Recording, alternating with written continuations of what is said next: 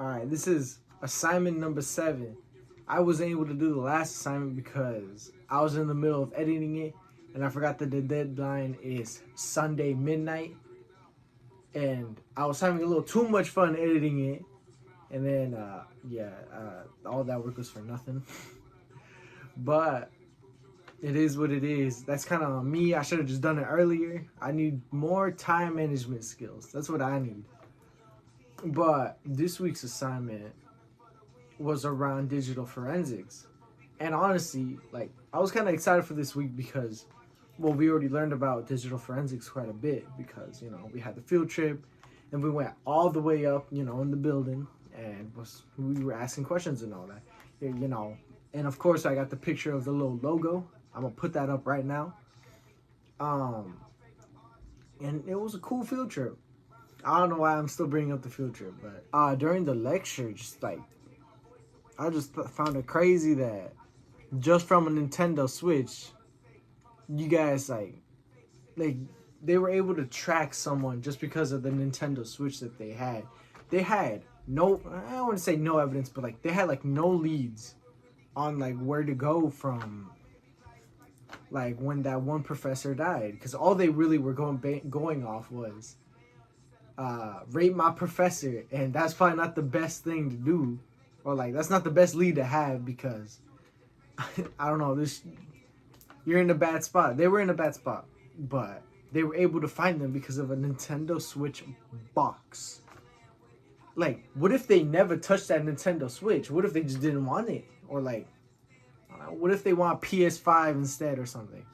But no, they got the Nintendo Switch and they got caught because of that. I just find that crazy. Just one little mistake or one little action. It wasn't a mistake because they did it on purpose. But one action just caused them to get caught. Maybe they could have been caught by other means, which I wouldn't be surprised.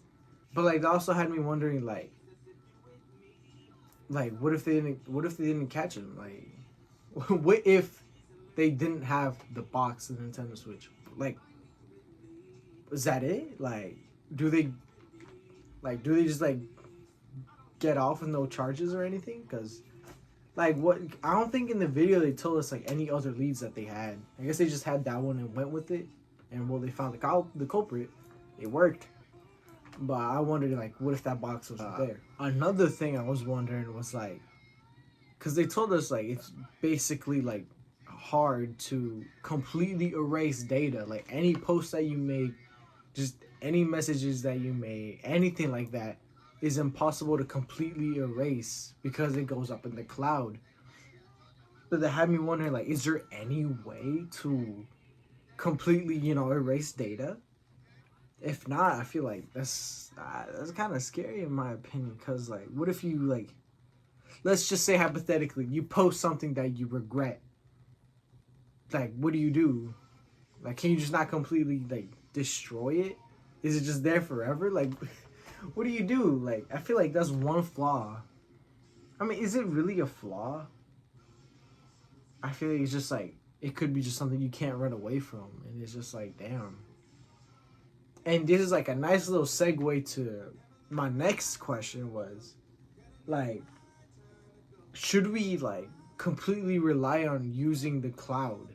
Because in this interview that I was looking at, the one that you posted, he brought up how oh yeah, we use the cloud, we're not using hard drives no more, we're using the drives we're using the cloud completely.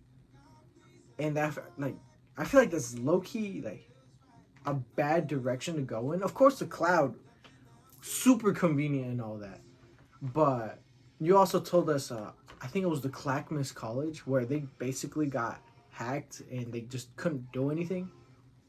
And I'm assuming the hackers had to use the cloud or something to gain all access to data and just all that. And I feel it's kind of scary because if someone just has access to the cloud or your personal cloud or whatever that, they just got all your information, because you can't completely erase that information. You can't do anything about it.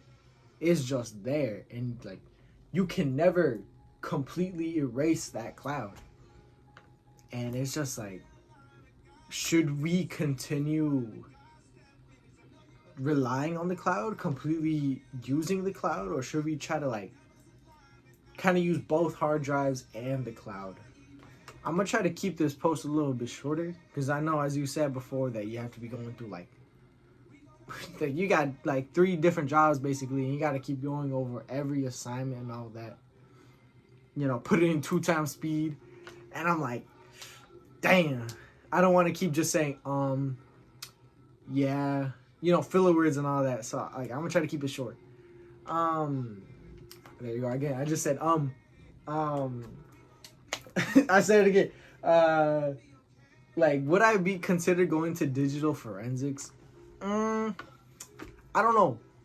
It seems interesting because, like, honestly, I like computers. Like, if you saw my setup, yeah.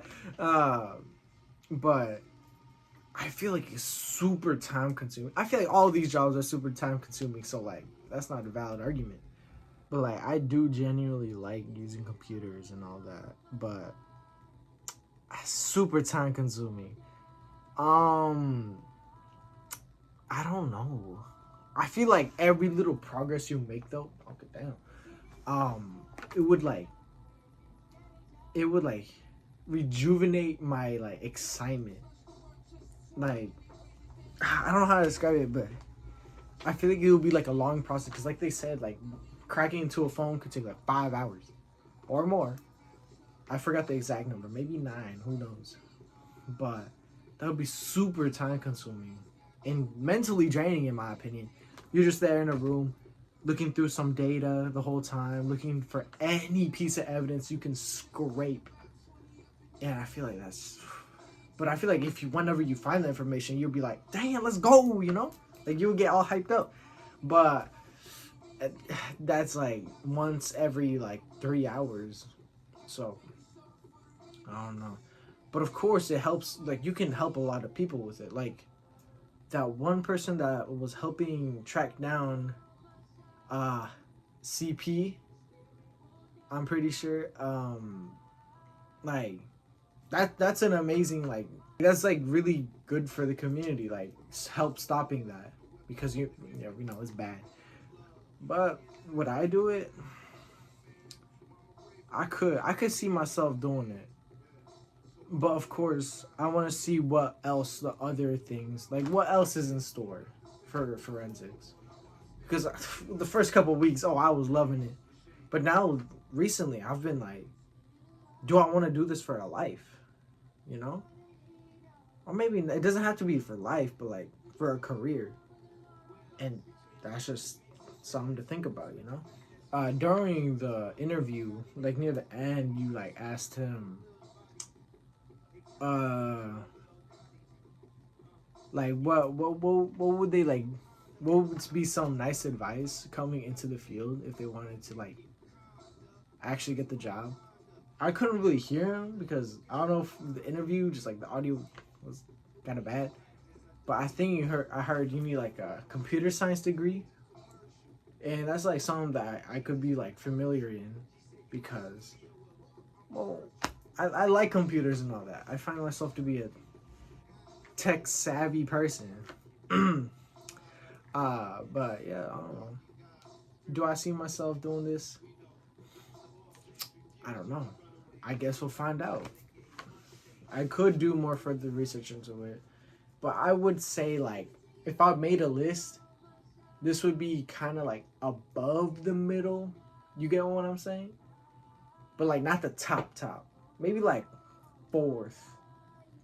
What the other 3 that's above it are, I don't know, but you get what I'm saying. Like, it's not, I'm not clinging to it. But yeah, I'm here. I'm just going to make it short. So I think that is it for the video. Well, all right.